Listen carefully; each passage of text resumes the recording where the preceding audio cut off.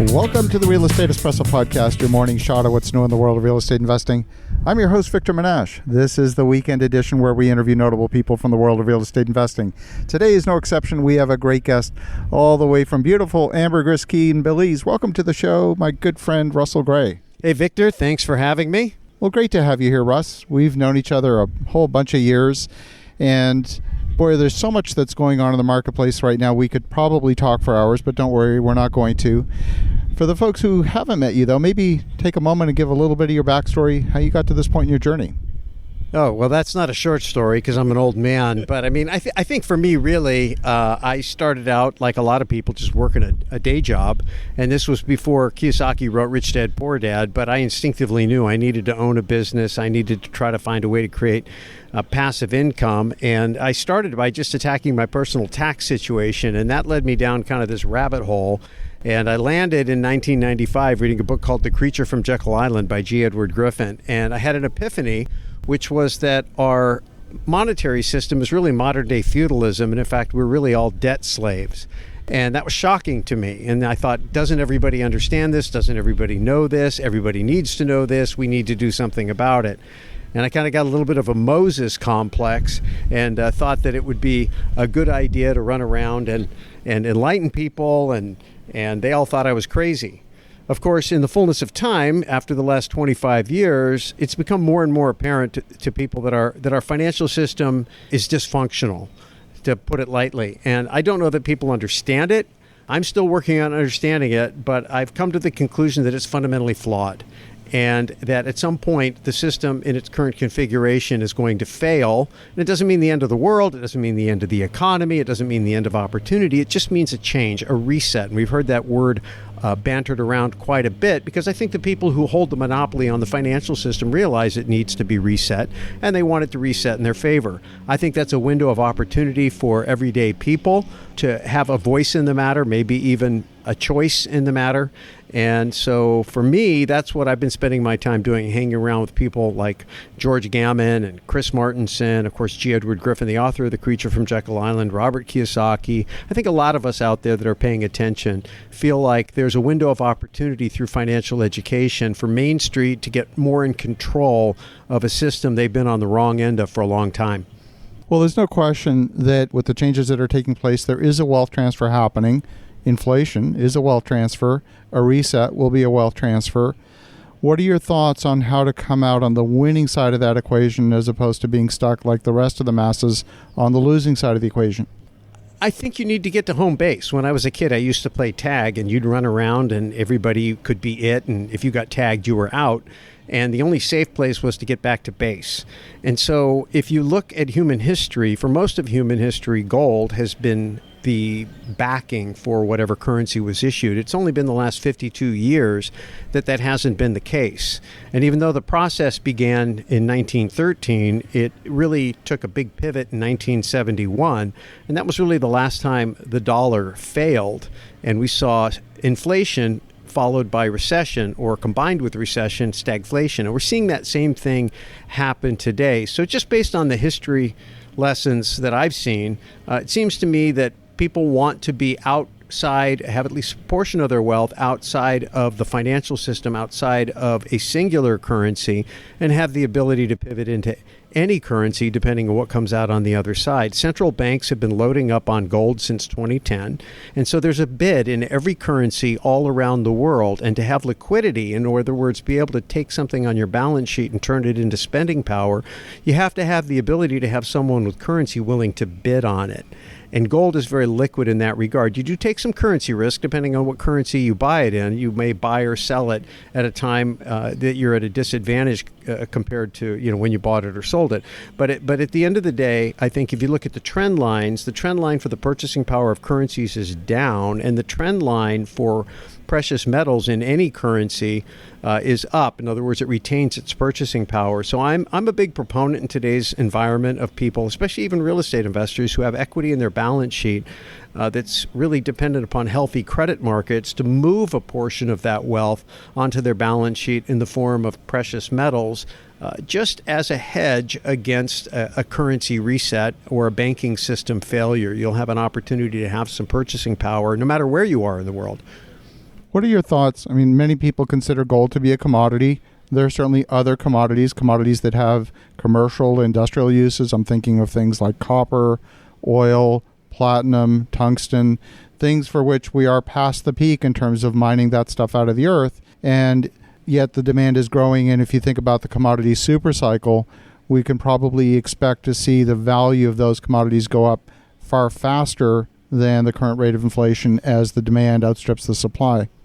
I think the difference in commodities and precious metals, or really monetary metals, there's 4 precious metals: platinum, palladium, silver, and gold, but only 2 monetary metals, gold and silver, and they've been money throughout thousands and thousands of years of human history. So they're unique in that regard. Certainly industrial metals, like any commodity, I mean, land you need for agriculture, oil you need for energy production, still the most efficient form of energy we have. Copper and silver you need for electrical. Palladium, I think it is used in catalytic converters. And so when you have a growing economy and you have growing consumption of the goods that need to be manufactured using these precious metals, these strategic metals, then what you have is you have upward pressure, of course, on the bid and upward pressure on the price. But gold in particular, and to a degree silver, again, are unique because the central banks are buying them. Central banks aren't loading up on copper. They're not loading up on tungsten. They're not loading up on palladium. They're loading up on gold. Recently, gold was made a Tier 1 asset, considered to be as safe as anything else out there. You didn't have to get credit for just a portion of the gold on your balance sheet. You got full credit for it. So that's a recent change. I think the ultimate insiders on currency are the central banks. They print the currencies. And the ultimate insiders are hedging against currencies with precious metals. To me, that's enough. I don't even need to understand why. I just see it happening and think, you know what, follow the big dogs. They're doing it for a reason. I don't know what the reason is, but they have more intelligence on the matter than I do. It doesn't hurt me to have a little bit. Probably want to do that. I think Jim Rickards did a great job in a book he wrote a few years back called The New Case for Gold. And he makes the argument why gold is uniquely qualified to serve as a commodity for backing money and currency. And if you pair that with this idea that the complete fiat or non-backed currency system, no matter what currency you're talking about, is at the end of its shelf life, you put those two things together, it's an indicator that it's probably a good idea for a prudent investor to think about hedging a currency reset, a currency collapse, no matter where you are in the world, with some gold. Now, just to be clear, when we talk about gold, you're talking about the physical metal. You're not talking about gold certificates or ETFs or anything like that. You're no paper asset. You're talking about the physical gold that you have to put in a safe at home or under your mattress or wherever.